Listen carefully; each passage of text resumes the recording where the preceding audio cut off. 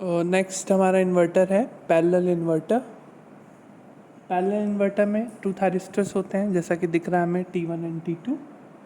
एक इंडक्टर होता है इंडक्टर L, और एक आउटपुट ट्रांसफार्मर होता है, और एक कम्यूटेटिंग कैपेसिटर C होता है जो कि पैरेलल में प्राइमरी के लगा हुआ होता है। प्राइमरी को यहाँ पे 2 पार्ट में स्प्लिट किया गया है, दिख रहा होगा आपको। यहाँ पे L का फंक्शन क्या है? जनरली जो इंडक्टर L लगा है सीरीज़ में सोर्स के साथ, लार्ज इंडक्टेंस अगर सोर्स के साथ सीरीज़ में लगा होता है तो लार्ज इंडक्टेंस की वजह से करंट जो है वो क्या हो जाता है? कांस्टेंट हो जाता है, और कांस्टेंट वैल्यू को हमने क्या ले लिया है? I0। ठीक है। इन्वर्टर की वर्किंग के दौरान क्या होता है? कैपेसिटर जो है वो पैरेलल आ जाता है लोड के साथ ट्रांसफार्मर के जरिए। इसी कारण से इस इन्वर्टर का नाम पैरेलल इन्वर्टर है। अब इसके हम वर्किंग पढ़ते हैं। इसे हम 3 मोड्स में पढ़ेंगे। फर्स्ट मोड में सबसे पहले थायरिस्टर T1 को टर्न ऑन किया जाता है और थायरिस्टर T2 को ऑफ, जिसके कारण से अब जैसे T1 को ऑन करेंगे हम तो करंट फ्लो जो होगा वो किस प्रकार से होगा? From VSL and then T1 and then upper half of primary winding, इस प्रकार से करंट फ्लो होगा। यहाँ पे जो टर्न्स रेशियो है N1 N2 ये जनरली लिए गए हैं N1 is equals to twice of N2। तो जो यहाँ पे भी VS वोल्टेज इंड्यूस होगा, यहाँ पे भी वोल्टेज VS इंड्यूस्ड होगा, ये ध्यान रखें। दोनों में VS N1 क्या है? ट्वाइस ऑफ N2 है। ठीक है, तो VS यहाँ VS, तो यहाँ पे VS, यहाँ पे भी VS। तो जैसा कि थायरिस्टर T1 टर्न ऑन है तो जो लोड करंट है वो किस प्रकार से फ्लो होगा? From VSL and then T1 and then upper half of primary winding. तो इसके कारण से वोल्टेज इंड्यूस होगा अपर हाफ में VS। इससे जो फ्लक्स लिंक होगा इसमें और इसमें भी वोल्टेज इंड्यूस होगा VS, इसमें भी वोल्टेज होगा V0 इक्वल्स टू VS। तो मोड 1 में जनरली हमने देखा एट लास्ट जब VS इंड्यूस हो जाएगा तो कैपेसिटर के क्रॉस वोल्टेज क्या जाएगा? ±2 VS। ठीक है। तो मोड 1 में जनरली लास्ट में हमने ये देखा हमारा जो करंट है I0 के बराबर है, और जो VC है VC वो हो गया है 2 VS, और ये जो V1 है वो भी VS के बराबर है, V0 की वैल्यू भी VS के बराबर है ना। तो हमने जनरली ये देखा कि हमारी वैल्यूज़ इस प्रकार से है मोड 1 में। तो हमने जो वेव फॉर्म बनाई है वो वेव फॉर्म आप देख सकते हैं, थोड़ा सा हमने पीछे की तरफ से बनाया है। हमने IG1 को यहाँ से दिखाया है, मोड 1 को इस पॉइंट से दिखाया। तो मोड 1 में एट लास्ट वैल्यू है, यहाँ से स्टार्ट कर रहे हैं हम। ठीक है, वेव फॉर्म यहाँ से स्टार्ट कर रहे हैं। तो मोड 1 में T1 जब ऑन होता है तो कैपेसिटर के क्रॉस अचानक से वोल्टेज बिल्डअप नहीं हो जाता है। आपको मालूम है capacitor sudden change of voltage allow नहीं करता। T1 ऑन हो भी जाएगा तो इसकी वैल्यू जो है 2 VS तक थोड़े समय में पहुंचेगी। तो 2 VS है VC। ठीक है, उसके साथ V0 क्या है? V0 जो है वो क्या है? VS के बराबर। जब 2 VS है VC तो V0 क्या होगा हमारा? VS। और इसके अलावा I0 की वैल्यू, मतलब ये स्मॉल I0 जिसकी वैल्यू होगी कैपिटल I0 के बराबर, दिस वैल्यू इज I0। तो ये वैल्यू है I0 के बराबर, I0 की वैल्यू है I0 के बराबर। अब इसके बाद जब आपका कैपेसिटर के क्रॉस वोल्टेज 2 VS है तो वो 2 VS वोल्टेज क्या करेगा?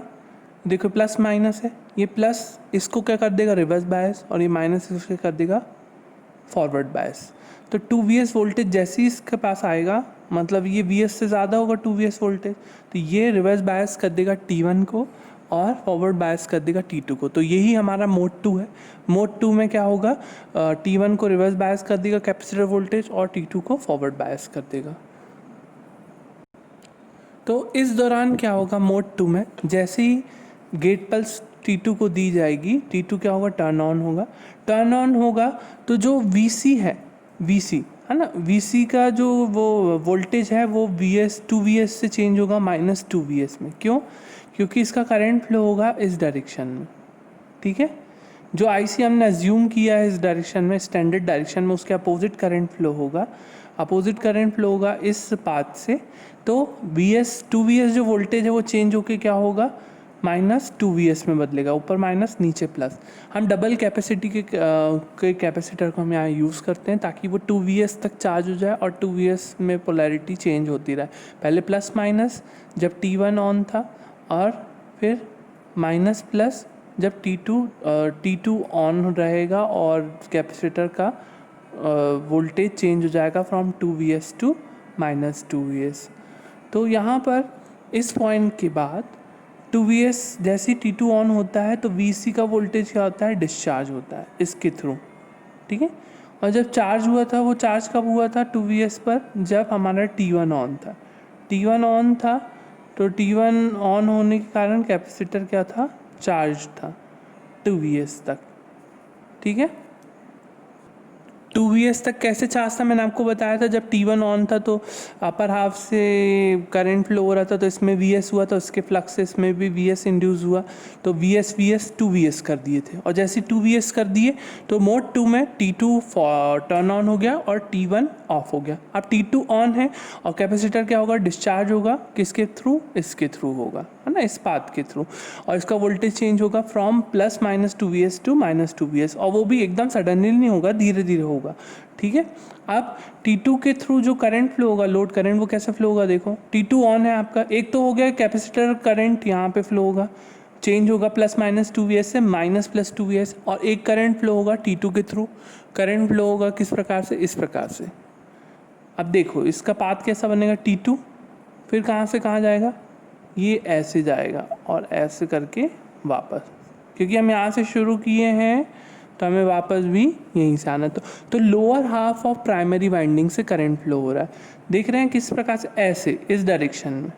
तो वोल्टेज क्या इंड्यूस होगा, +-VS, तो ये भी +-VS हो जाएगा।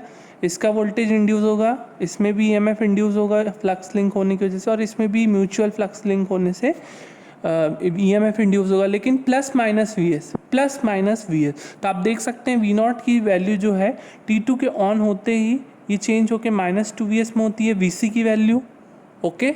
और V0 की वैल्यू कहाँ से कहाँ चेंज होती है, फ्रॉम VS टू -VS। ये लिखा नहीं है मैंने, ये VS है और ये -VS। आप थोड़ा बड़ा बना देंगे, ये वो एक पेज में समझाने के लिए मैंने इस प्रकार से किया है। आप थोड़ी सी वेवफॉर्म बड़ी बड़ी बनाए, 2VS का थोड़ा बड़ा, V0 का भी थोड़ा बड़ा बनाना। इसके बाद यहाँ पर चेंज हो गया, T2 जैसे ही ऑन हुआ ये -2VS हो गया और ये -VS हो गया, ठीक है। ये वैल्यू -2VS हो गई और ये -VS। अब स्टार्टिंग की वेव हमें बनाना है, तो स्टार्टिंग की वेव देखो 2VS पर चलता रहा और T2 ऑन होगा तो ऐसे होगा, तो देखो वैसे ही बनाया है। 2VS पे चलता रहा, T2 ऑन होगा तो इस प्रकार से, है ना, T2 ऑन होगा तो ये -2VS, फिर T1 ऑन होगा तो 2VS। तो इस प्रकार से बनाने के लिए हमने थोड़ा सा पीछे से स्टार्ट किया। आप भी इसी तरीके से वेव फॉर्म को बनाएं तो आपकी वेव अच्छी दिखती है, क्योंकि वेव को हमें थोड़ा सा यहाँ पे ट्रेपेजॉइडल वेव दिखाना है। ये ट्रेपेजियम जैसा बन रहा है, दिख रहा होगा आपको, है ना। तो हमारा जो पैरेलल इन्वर्टर का जो आउटपुट होता है वो ट्रेपेजॉइडल AC वेव फॉर्म होता है। DC इनपुट वोल्टेज का हमें ट्रेपेजॉइडल AC आउटपुट वोल्टेज प्राप्त होता है विथ वेरिएबल फ्रीक्वेंसी।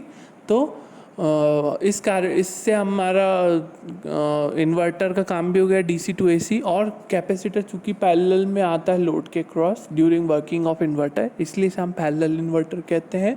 और ये कम्यूटेशन का भी काम कर रहा है यहाँ पे कैपेसिटर C, कम्यूटेटिंग कंपोनेंट है यहाँ पे कैपेसिटर C, जो थायरिस्टर को टर्न ऑन और टर्न ऑफ करेगा।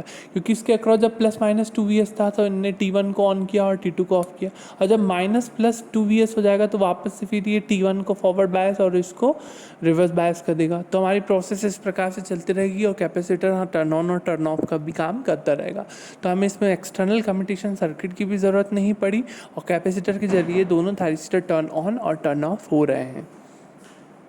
तो जनरली ये मोड 3 था हमारा, जब कैपेसिटर का वोल्टेज वापस से वी सी इक्वल्स टू हो जाए -2Vs, और -2Vs होगा तो T1 को टर्न ऑन कर देगा और ये T2 को टर्न ऑफ कर देगा, और T1 वापस से जब टर्न ऑन हो जाएगा तो जो हमारा लोड करंट है वो फ्लो होगा from VSL and upper half of primary winding. इस प्रकार से करंट फ्लो होगा, फिर वापस से कैपेसिटर का वोल्टेज 2Vs पे चेंज हो जाएगा। तो ये हमारा जनरली मोड 3 है। इधर बस ये है कि जो कैपेसिटर का जो हमारा आउटपुट वोल्टेज मिलता है उसका हाफ मिलता है आउटपुट वोल्टेज हमें लोड के क्रॉस Vs। ये इसका एक डिसएडवांटेज हो सकता है, डबल कैपेसिटी के हमें कैपेसिटर को यूज़ करना पड़ता है लोड के क्रॉस। I0 जब T1 हमने बनाया है पॉजिटिव I0 तभी इसको ड्रॉ किया है।